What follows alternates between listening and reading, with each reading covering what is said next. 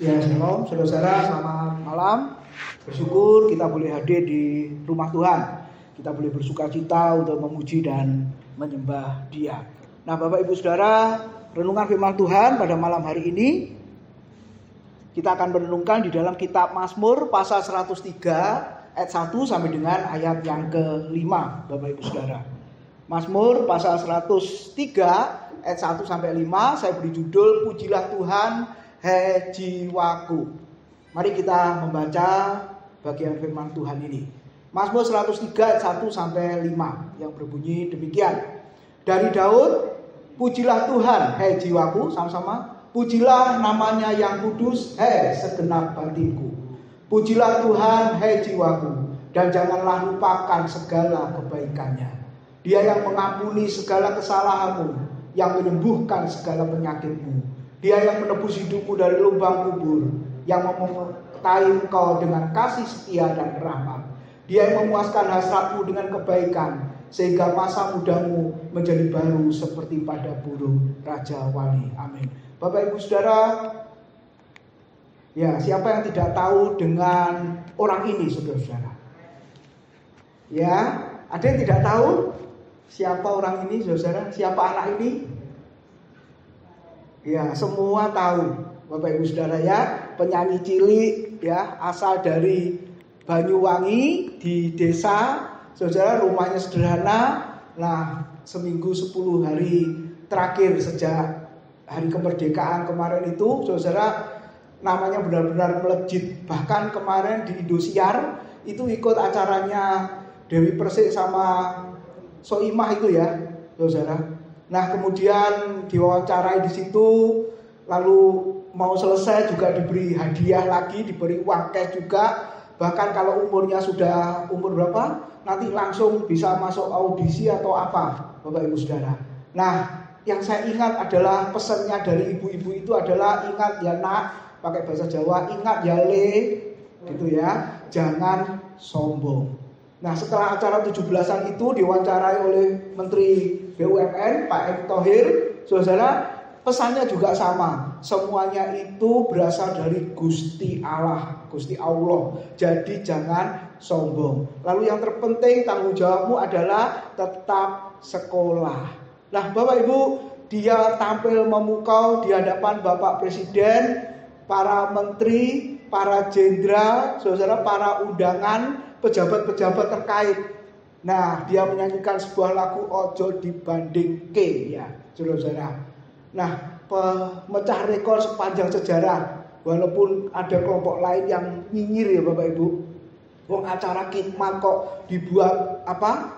Hura-hura istilahnya, menari-nari, pakai baju adat. Nah, itulah menunjukkan keberagaman dari bangsa Indonesia, Bapak Ibu Saudara, dan kita melihat semuanya ya bersukacita menari-nari. Jenderal-jenderal itu bergoyang, Bapak Ibu Saudara. Kalau kita nonton ya acaranya, nanti boleh dilihat lagi di YouTube, saudara. Nah, artinya apa, saudara? Di hadapan presiden, di hadapan para pejabat, para petinggi negara, undangan dan lain sebagainya, di hari kemerdekaan, semua orang menyanyi, semua orang bersukacita, bahkan menari, melompat dan lain sebagainya. Nah, Bapak Ibu, bagaimana saya dan saudara pada malam hari ini ya, kita di hadapan raja di atas segala raja, di hadapan Tuhan di atas segala Tuhan, ya, di hadapan penguasa satu-satunya yang menciptakan langit bumi dengan segala isinya. Bapak Ibu Saudara, bagaimana dengan kita? Apakah saya dan saudara memuji Dia, menyembah Dia, memuliakan Dia dengan penuh sukacita, Bapak Ibu Saudara, bersemangat ya hadir di dalam rumah Tuhan, karena saudara-saudara sebenarnya sudah diberi kemerdekaan oleh Tuhan. Amin. Galatia 5 ayat 1 mengatakan kamu telah dimerdekakan oleh pengorbanan Kristus di atas kayu salib. Nah, harusnya Bapak Ibu, di samping kita memperingati hari yang bersejarah, yaitu hari kemerdekaan dari penjajahan, dari perbudakan itu, kita semua juga bersyukur karena kita sudah dimerdekakan dari perbudakan dosa itu. Nah, biarlah malam hari ini sesuai dengan judul firman Tuhan, kita boleh tetap bersemangat, bersukacita untuk memuji dan menyembah Dia. Nah, saudara, beberapa waktu yang lalu ada seorang yang bertanya kepada saya, Pak, mengapa gereja yang tanda petik ngeroh, sudah tahu ya kriterianya gereja ngeroh itu yang kayak apa? Mereka kok bersemangat, mereka kok antusias ya untuk beribadah dan melayani Tuhan. Bahkan saudara, saya tahu remaja-remajanya itu, pemuda-pemudanya itu juga bersemangat. Mereka mengadakan persekutuan, mengadakan komsel ya, kelompok-kelompok kecil tanpa ada yang membina, tanpa ada yang membimbing, saudara.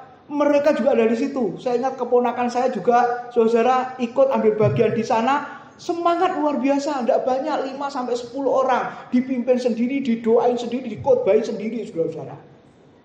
Lalu dia tambahkan, kalau begitu kenapa ya Pak, gereja kita yang ketat dengan pengajaran, yang gak bisa diganggu-gugat, yang namanya urusan mimbar, tidak bergairah, tidak antusias, tidak bersemangat.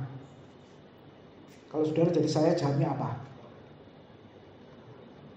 Saya ngejawab, koreksi dirinya sendiri dulu. Koreksi Bapak ya, diri Bapak sendiri. Kenapa bisa seperti itu? Tanya pada diri sendiri, kenapa bisa seperti itu? Gereja yang lain yang ketat juga dengan pengajaran, yang mimbarnya juga tidak sembarangan orang diberikan, saudara. Yang saya tahu, gereja Presbyterian, mereka juga penuh antusias, saudara. Gembalanya cerita kepada saya, gereja sudah dibatasi jemaatnya, tetap saja mereka hadir. Bahkan yang biasanya online, nanti per September mereka mengadakan onsite, Bapak Ibu Saudara. Di grup itu mereka langsung berkata, puji Tuhan, puji Tuhan, puji Tuhan. Kami semua mau hadir, kami semua mau hadir. Waduh saudara, sebenarnya masalahnya di mana? Apa yang terjadi dengan kita, katakanlah. Karena dia berkata, gereja kita ini kok gak ada gairahnya. Pak, itu mungkin hanya 1, 2, 3, 4, 5 orang saja. Tapi yang lain sebagian besar, pasti mereka juga antusias, pasti mereka juga bersemangat, Pak. Jadi alangkah baiknya, saya dan saudara yang ketat dengan pengajaran itu, kita juga bersemangat, penuh antusias. Amin, saudara. Kalau Farel dengan yang lain-lainnya itu tadi, di hadapan presiden saja, mereka bersemangat, bersukacita. Apalagi saya dan saudara di hadapan Tuhan. Makanya kita renungkan hidup kita koreksi hidup kita. Di setiap ibadah kita, Bapak Ibu. Apakah kita bersukacita, apakah kita bersemangat, Bapak Ibu Saudara, untuk memuji, memuliakan, dan datang kepadanya. Nah Bapak Ibu, tadi dikatakan, pujilah Tuhan, hai jiwaku, 2 kali. Kemudian ditambah lagi, pujilah namanya yang kudus, hai segenap batinku. Nah saudara, memang di kitab Mazmur kita bisa melihat ada orang mengekspresikan pujian dengan tangannya, dengan tepuk tangan, betul ya saudara, dengan angkat tangan dan lain sebagainya. Kalau perlu menari-nari, melompat-lompat. Tetapi ayat ini kita boleh merenungkan, pemazmur khususnya Raja Daud di situ berkata, pujilah Tuhan, hai jiwaku, pujilah Tuhan, hai segenap batinku. Kenapa saudara? Kok bukan angkat tanganmu ketika memuji Tuhan? Sorak-sorai tepuk tangan memuji Tuhan. Bahkan ditambah dengan tarian, ya saudara, bergoyang kiri kanan dan lain sebagainya untuk memuji Tuhan. Kenapa kok tidak? Walaupun di bagian yang lain membicarakan itu, tapi khusus bagian ini, saudara, dia tidak berkata angkatlah tanganmu, pujilah dia. Tidak, saudara. Tapi dia berkata angkatlah jiwamu itu, ya, segenap batinmu itu, pujilah dia, pujilah namanya yang kudus. Kenapa, saudara? Karena kita bisa melihat, kalau tangan mengangkat memuji Tuhan, katakanlah tepuk tangan sekalipun, bisa jadi kemungkinan besar hatinya tidak ada di sana. Bisa jadi kemungkinan besar batinnya tidak ikut memuji Tuhan. Secara fisik memuji Tuhan, Bapak Ibu Saudara, tapi yang di dalam yang tidak kelihatan, hati dan batin kita apakah juga ikut memuji dan memuliakan Tuhan. Makanya pemazmur menegaskan di dalam bagian pada malam hari ini, pujilah Tuhan, hai jiwaku. Pujilah namanya yang kudus, hai segenap batinku. Saudara, kenapa ini bagian yang sangat penting? Benar, Tuhan yang melihat hati. Benar, manusia tidak bisa melihat. Manusia hanya yang kelihatan, yang dilihatnya. Tapi yang di dalam, mereka tidak bisa melihatnya. Nah masalahnya malam hari ini, kita memuji Tuhan berhubungan dengan Tuhan Allah yang menciptakan kita. Nah, di dalam Markus 6, kalau saudara lihat di situ, ayat 6 sampai 7, Tuhan Yesus menegur keras kepada orang-orang Farisi, ya, orang-orang munafik.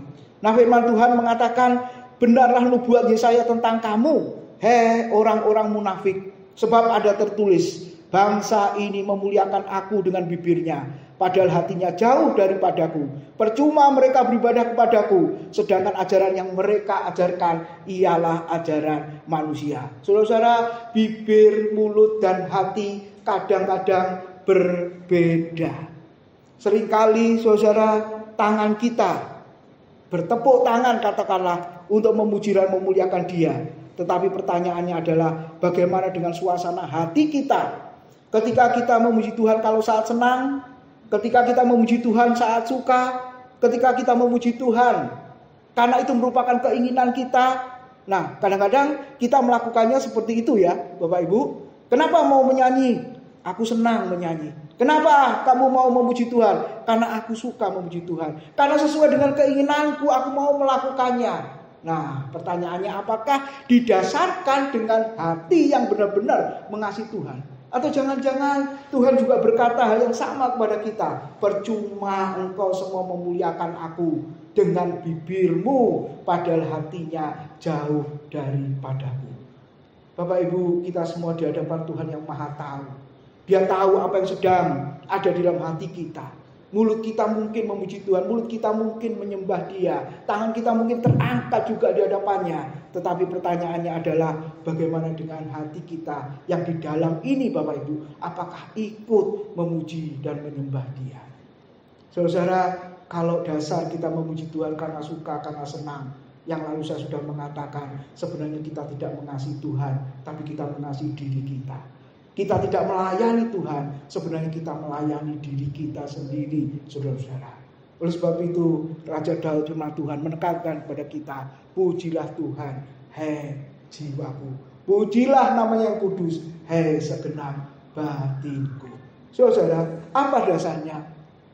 Tadi dalam ayat 3 sampai dengan ayat yang kelima, dasarnya adalah karya Tuhan bagi umatnya. Jadi alasannya kenapa memuji Tuhan? Karena Tuhan sudah berkarya dalam hidupku. Nah, dalam suasana kemerdekaan, kenapa kita memuji Tuhan? Kenapa kita melayani Tuhan? Kenapa kita datang kepadanya? Karena Dia telah membebaskan aku, Dia telah memerdekakan aku. Nah, saudara, yang menarik adalah tensesnya. Nah, di dalam terjemahan baru memang nggak kelihatan ya tensesnya itu apa, saudara. Tapi kalau kita lihat terjemahan lama, terjemahan aslinya, tensesnya itu telah terjadi semua. Bayangkan saudara. Jadi kenapa memuji Tuhan? Karena Dia telah. Kenapa kamu memuji Tuhan? Karena Dia telah. Nah, 3 kali saudara kita akan lihat. Yang pertama alasannya. Kenapa saudara-saudara harus memuji Tuhan? Karena Tuhan telah mengampuni segala kesalahan kita. Di dalam teks kita nggak disebut ya, saudara, telah atau akan atau sedang.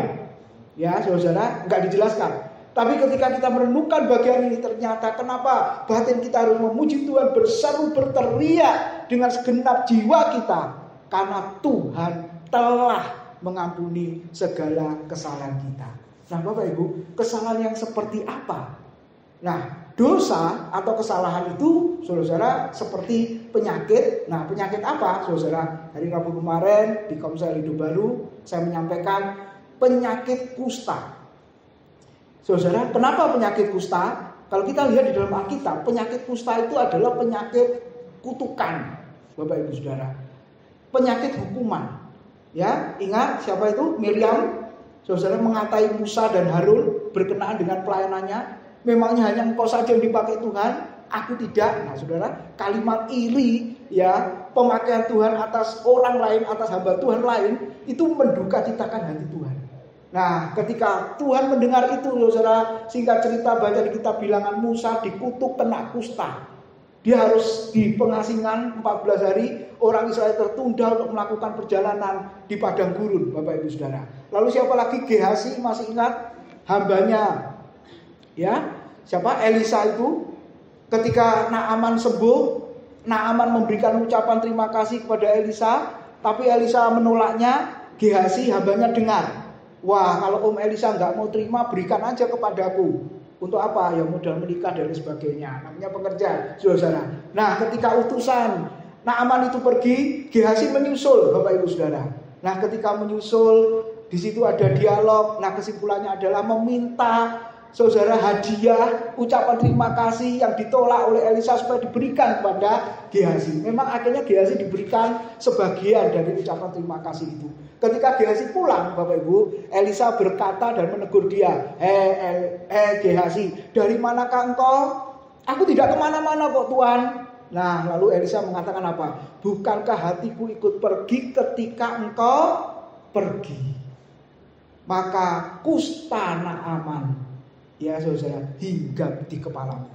Dan kita mengatakan Gehazi kena kusta sampai pada hari matinya.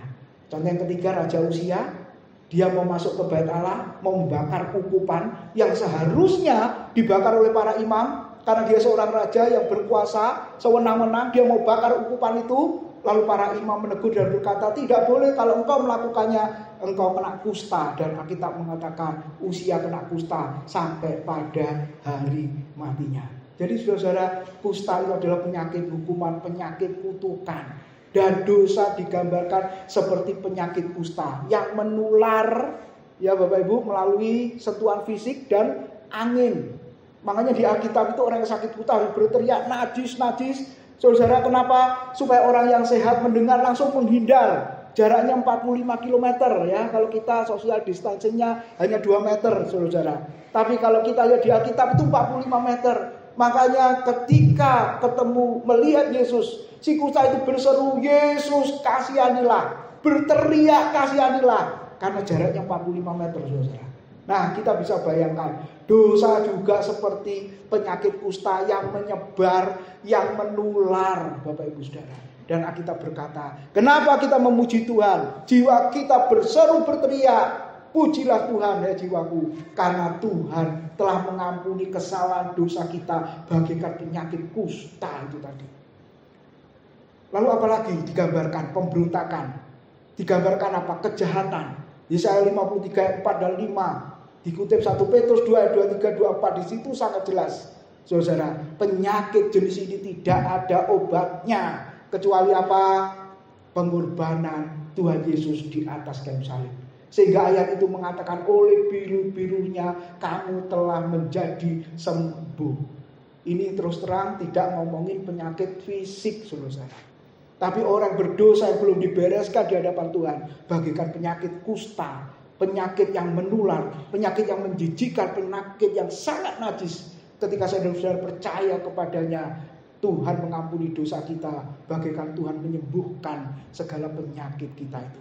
Kejahatan kita, pemberontakan kita, kesalahan kita, dosa kita, Bapak Ibu Saudara, sudah diampuni oleh Tuhan.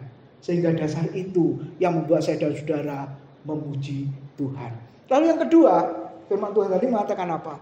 Kenapa kita memuji Tuhan dengan segenap jiwa kita, dengan segenap batin kita? Yang kedua dikatakan, karena Tuhan telah menebus saya dan saudara dari lubang kubur. Nah, terjemahan literal itu terjemahkan lubang kubur itu maksudnya lubang kebinasaan atau neraka. Wah, ini yang luar biasa ya, saudara-saudara. Jadi orang yang belum percaya Tuhan, ya kalau berdasarkan ayat ini menuju ke neraka, Bapak Ibu. Tapi orang yang sudah percaya kepada Tuhan ditebus, saudara, dari kebinasaan, ditebus dari neraka atau dipindahkan dari kematian kekal neraka kepada kehidupan yang kekal.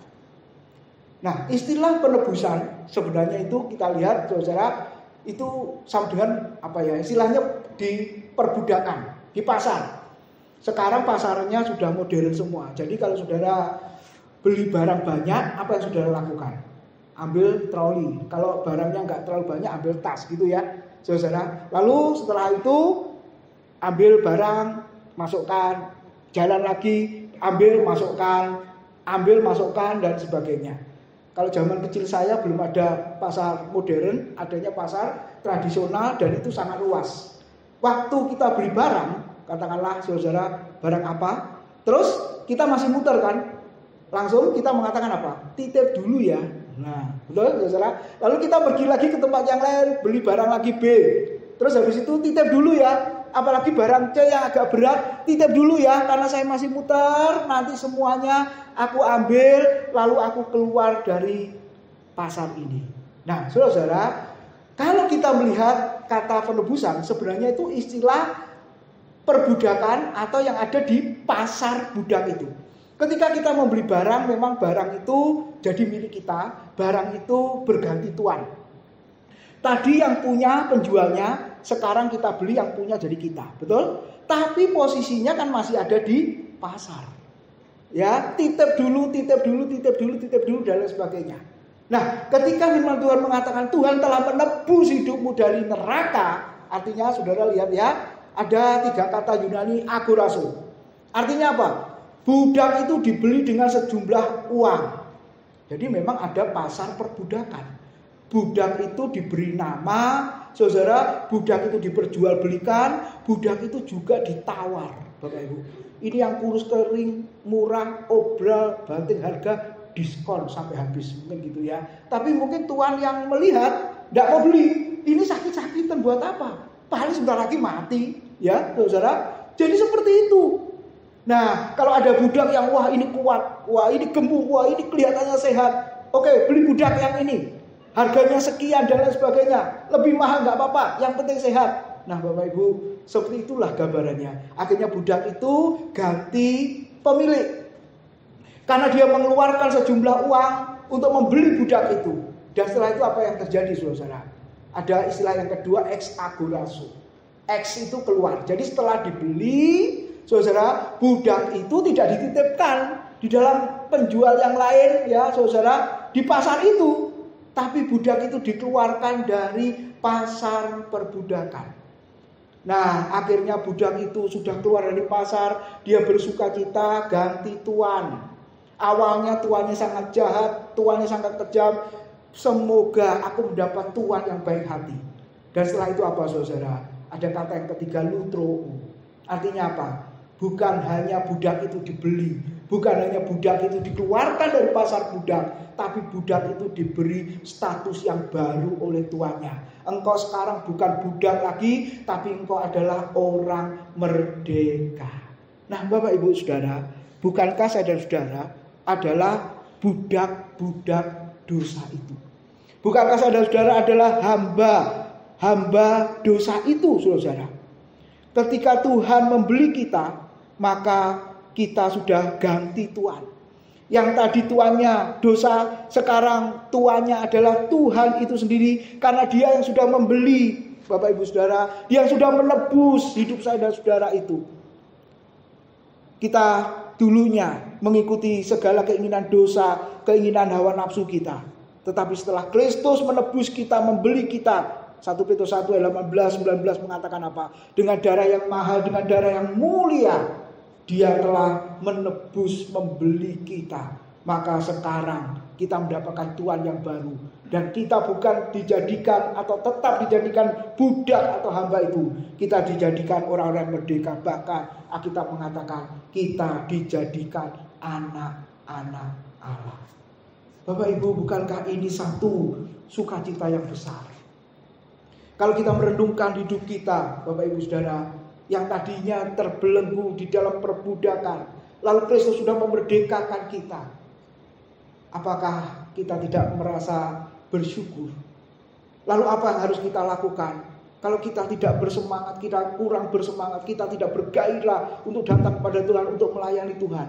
Apakah kita kalau begitu sama dengan orang yang menyia-nyiakan pengorbanan Tuhan, menyia-nyiakan karya Tuhan, menyia-nyiakan pembelian yang Tuhan sudah lakukan itu?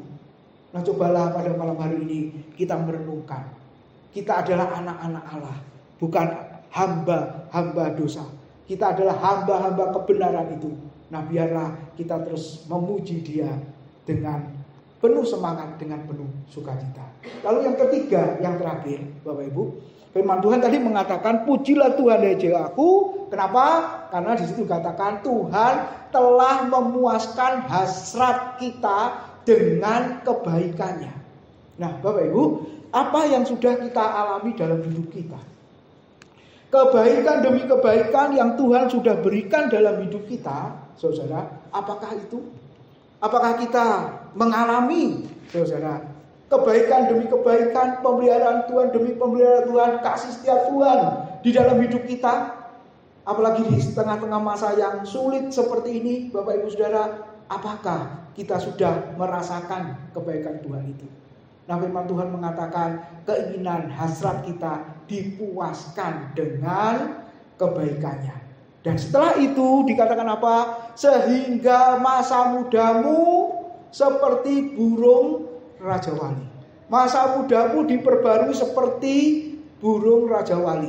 Lah kalau begitu yang tua bagaimana Pak? Enggak. Maksudnya bukan itu ya saudara-saudara. Yang tua ya diperbarui tetap ya, walaupun semangat fisiknya menurun memang. Tetapi manusia rohani, manusia batinia, firman Tuhan mengatakan harus diperbarui dari hari ke sehari. Itu yang dikatakan oleh Paulus. Nah, kenapa kok burung Raja Wali, Bapak Ibu? Kok bukan burung gagak atau burung yang lain-lain, Bapak Ibu? Nah, coba nanti Bapak Ibu Google ya. Di situ ada penjelasannya. Nah, burung Raja Wali ini kalau saudara lihat ya, itu tinggi badannya itu mencapai 90 cm, jadi hampir 1 meter. Bayangkan ya, ayam aja nggak setinggi itu toh, ya Bapak Ibu. Tapi ini saya baca 90 cm, hampir 1 meter. Lalu ketika mengembangkan sayapnya, Bapak Ibu, itu sayapnya sekitar 2 meter. Jadi, wah ini luar biasa. Nah, kemudian saudara-saudara, yang terpenting mengalami transformasi perubahan yang sangat menyakitkan. Nah, kita melihat di situ, saudara, bisa mencapai umur ratusan tahun. Nah, yang terpenting setelah mencapai umur 40 tahun, Bapak Ibu, maka kisah itu menjelaskan dia akan pergi ke tempat yang tinggi, Bapak Ibu. Dan untuk apa, saudara? Untuk memperbarui kekuatannya sebenarnya. Karena kalau saudara baca ya, nanti saudara cari di sana, ketika memasuki umur 40 tahun bentuk paruhnya itu sudah mulai jelek, yaitu bengkok ya, kemudian memanjang hingga ke leher. Kemudian kondisi itu tentu sangat menyulitkan waktu dia makan. Lalu cakar-cakarnya pun sudah tidak tajam lagi, dan bulu pada sayapnya juga sangat tebal sehingga ia sangat sulit untuk dapat terbang yang di dalam ketinggian. Nah, akhirnya sebelum itu terjadi, Bapak Ibu, dia pergi ke tempat yang sangat tinggi, ya, di atas gunung batu di sana, dan kita boleh melihat di situ, Bapak Ibu Saudara, dia akan mematuk-matukkan paruhnya, ya, pada bebatuan di gunung itu hingga akhirnya lepas, dan kita bisa lihat singkat cerita tumbuh paruh yang baru, dan kuku-kukunya dan bulu-bulunya tumbuh dengan sempurna. Dan itu yang dikatakan dia melalui transformasi perubahan yang sangat menyakitkan, dan setelah itu bisa normal kembali dengan kekuatan yang baru. Nah, itulah gambaran yang dipakai oleh Tuhan tentang burung Raja Wali. Nah, artinya apa, saudara? Semakin hari kita menjalani kehidupan kita, mungkin ada yang terasa sangat berat di dalam pergumulan apapun yang kita hadapi, mungkin juga semakin hari semakin berat. Tapi firman Tuhan hari ini mengingatkan kita semua, biarlah kita minta pembaharuan dari Tuhan, Bapak Ibu Saudara, minta kekuatan dari Tuhan. Kita mengingat apa yang Tuhan sudah kerjakan di dalam hidup kita, Bapak Ibu Saudara, supaya apa? Kita boleh kembali disegarkan, kita boleh kembali dikuatkan oleh Tuhan. Seringkali kadang saya merenung, gereja kita ini sudah hampir 20 tahun ya Bapak Ibu. Ya, ada yang tanya kepada saya, 20 tahun, 20 tahun itu harusnya sudah bisa mengadakan ibadah 3 kali. Karena gitu saudara. Saya bilang 2 kali. 2 kali Pak Tim, iya 2 kali. Yang pertama sekolah minggu jam 8, yang kedua ibadah umum jam 9. Bahkan 3 kali. Yang ketiga adalah kauluda minggu sore. Ya Tim ya. Amin saudara. Amin. Ada kemajuan enggak saudara? Sebenarnya ada kemajuan. Walaupun kemajuannya sangat sedikit, tapi saya bersyukur firman Tuhan mengatakan hendaklah kemajuanmu nyata di hadapan semua orang. Ya, kalau yang lain mengadakan ibadah 3 kali 4 kali, ya terutama di mall itu, saudara sampai 5-10 kali. Ya Pak Indrawan berkata pada saya, ya untuk bayari mall Pak, makanya harus ibadah sebanyak-banyaknya. Katanya gitu saudara. Ya, lepas dari motivasinya apa kita nggak peduli. Tapi yang terpenting adalah pujilah Tuhan, layanilah Tuhan, bersemangatlah untuk beribadah kepada Tuhan. Kenapa? Kalau dari rentang waktu 20 tahun, wah, saudara, harusnya kita ini benar-benar lebih bersemangat lagi. Kalau kita mulai lelah, mulai lemah, mungkin kita perlu waktu seperti burung Raja Wali itu, saudara. Ya, perlu waktu untuk merenungkan, meminta, memohon Tuhan untuk mendorong kita lagi, memperbarui semangat kita lagi, saudara, untuk melayani Tuhan, untuk beribadah kepada Tuhan. Dan saat-saat ini adalah waktunya bagi kita. Mungkin sedang pertapa ya, seolah-olah menyendiri, saudara. Tapi mohon hikmat Tuhan, kekuatan Tuhan untuk mensupport kita lagi, supaya kita menjadi orang-orang yang bergairah. Tahun depan gereja kita berulang tahun yang ke-20, Bapak Ibu Saudara. Tidak usah nunggu tahun depan, minggu depan kita perlu bergairah, bersemangat lagi. Nah, kiranya Tuhan boleh memberkati kita. Mari kita berdoa. Terima kasih buat kebenaran firman-Mu. Tuhan, Engkau melihat apa yang ada di dalam diri kami. Mungkin sudah ada yang mulai lemah, mulai mundur dari Tuhan. Tapi kami rindu firman-Mu terus memperbarui kami. Hadirat-Mu, sukacita-Mu, pujian dan penyembahan kami boleh memperbarui kami ya Tuhan. Supaya kami boleh seperti burung Raja Wali yang memiliki kekuatan yang penuh setelah melakukan transformasi yang mungkin sungguh menyakitkan itu. Terima kasih ya Tuhan, Engkau mengasihani setiap kami jemaat-Mu. Kiranya Engkau mengampuni ya Tuhan, kalau ada hal-hal yang tidak berkenan di hadapan-Mu. Kami rindu kuasa jamahan Tuhan boleh memperbarui kami pada malam hari ini. Terima kasih ya Tuhan. Hanya di dalam nama Tuhan Yesus kami sudah berdoa dan mengucap syukur. Amin.